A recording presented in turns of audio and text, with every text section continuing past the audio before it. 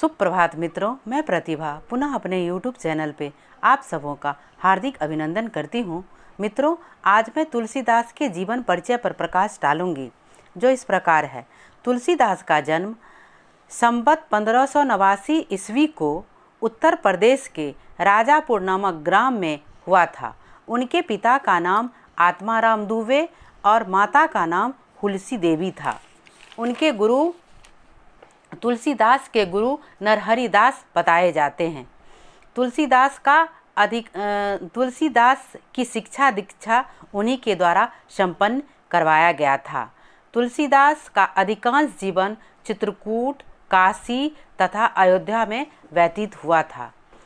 इनके गुरु का कहना था कि जब बच्चा जन्म लेता है तो प्रायः रोया करता है। गुरु कहते थे कि जब बच्चा जन्म लेता है तो प्रायः वह रोया करता है, परंतु यह ऐसा महान दिव्य पुरुष थे जो रोने के बजाय पहला शब्द मुख से राम बोले थे। अतएव उनका घर का नाम राम बोला ही पड़ गया था। तुलसी के जन्म के कल होके ही उनकी माँ का स्वर्गवास हो गया था। इससे उनके पिता को यह लग रहा था कि यह बच्चा जो है अनिष्टकारक है, क्योंकि जन्म के बाद बच्चा प्रायः रोना प्रारंभ करता है और यह बच्चा जो है राम नाम बोला है, यह बच्चा अनिष्टकारक है। इसी वजह से हमारी पत्नी का स्वर्गवास हो गया है। इस बच्चे को अनिष्टकारक मानते हुए अपने बालक को एक चुनिया नाम की दासी को उन्हें सौंप दिया। यह क्या समझे कि यह बच्चा जब से हुआ तो मेरी पत्नी का स्वर्गवास हो गया, अब इसको जो अगर मैं अपने पास रखता हूँ तो यह जो है मुझे भी खा जाएगा या मुझे मार डालेगा। इस डर से जो है अनिष्टकारक मानते हुए वह अपनी दासी जो थी चुनिया, उसको यह बच्चा को सौंप देते हैं और वह चुनिया ही उसे जो है पालन पोषण करती है। सांसारिक भोगों से विरक्त हो जाते हैं। चुनिया को इस बच्चा को दे करके वो जो है सांसारिक भोगों से विरक्त हो करके साधु संत महात्मा बन जाते हैं।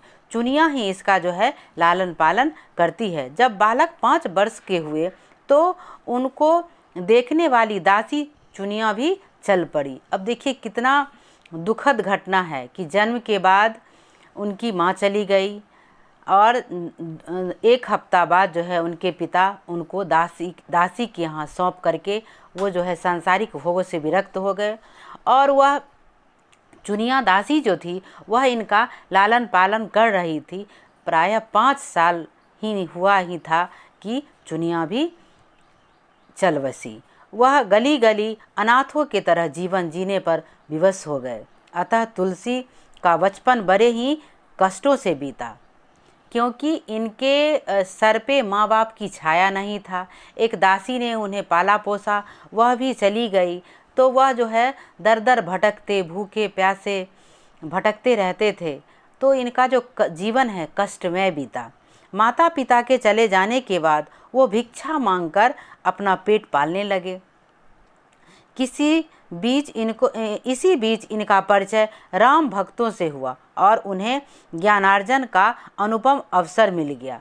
ठीक है, वह भिक्षाटन करके जो है अपना जीवन यापन करते थे। इसी बीच क्या हुआ कि उन्हें जो राम भक्त थे यानी साधु संत थे, उनसे इनका जो है मिलन हुआ और मिलन हो गया और उसे जो है वह अनुपम अवसर समझ करके उसी राम धुनी में वह लग गए। तुलसी भ्रमण करते रहे और समाज की तत्कालीन स्थिति में इनका सीधा सम्यक हुआ। इसी अनुभव और अध्ययन का परिणाम तुलसी की अमूल कीर्तियाँ हैं। ठीक है, वह दर दर भटकते हुए भिक्षा मांगते गए, भिक्षा मांगते रहे, भिक्षाटन करके जो है वो अपना उन्होंने जीवन यापन किया और जीवन यापन के साथ साथ उन्हें अनुभव भी प्राप्त हुआ, जिसका परिणाम उनकी अमूल कीर्तियाँ में हमें देखने को मिलती है, जो भारतीय समाज के लिए अन्याय सिद्ध हुई है। तुलसी को यहाँ तक पहुँचाने के पीछे एक और कहानी है जिससे उन्हें प्रेरणा मिली थी। तुलसी का विवाह दीनबंधु पाठक की पुत्री रत्नावली से हुआ था। तुलसी अपनी पत्नी से अत्यधिक प्रेम करते थे।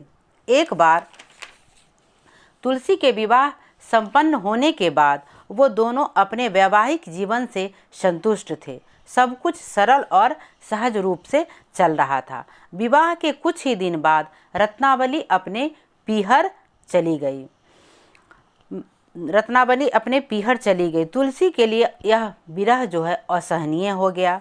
एक रात को वो अपने आप को रोक नहीं पाए और घनघोर अंधेरी रात में वो धुंधार बारिश में भी एक लाश को एक लकड़ी समझकर उफनती यमुना को तैरकर पार कर गए।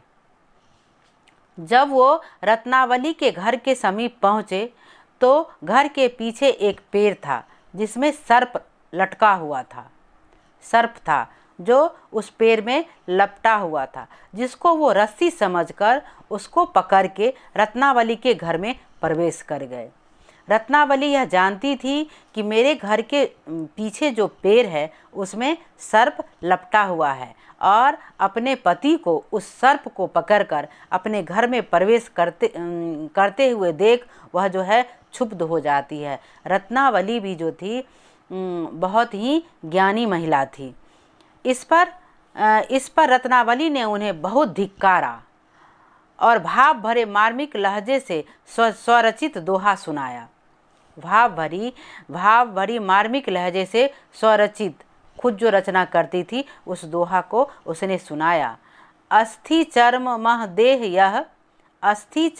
देह यह तो सो ऐसी प्रीत, नेकु जो होती राम से तो काहे भववीत। कह रही हैं अर्थात मेरे इस हार मांस के शरीर के प्रति जितनी तुम्हारी आसक्ति है, जितना प्रेम है, जितना स्नेह है, जो उसकी आदि भी अगर प्रभु से होती तो तुम्हारा जीवन संवर गया होता, तुम्हारा जीवन तर गया होता। पत्नी की बात सुनकर तुलसी सन्न रह गए, क्षुब्ध हो गए। यह बात उनके हृदय को छू गई, उनके ज्ञान चक्षु खुल गए। उनका अपनी मूर्खता का एहसास हो गया। उनको अपनी मूर्खता का एहसास हो गया कि मैंने गलत कार्य किया है। वे एक क्षण भी वहाँ नहीं रुके और वहाँ से चल दिए। उन्हीं शब्दों को शक्ति ने तुलसी को महान गोस्वामी तुलसीदास बना दिया। यानी पत्नी की फटकार ही एक तुलसी को गोस्वामी तुलसीदास बना दिया। नेक्स्ट डे हम जो है तुलसीदास द्वारा रचित भरत महिमा जो है उसका व्याख्यान करूंगी। मित्रों, अगर आपको मेरा वीडियो अच्छा लगा हो तो लाइक, शेयर एवं सब्सक्राइब ज़रूर कीजिएगा। धन्यवाद।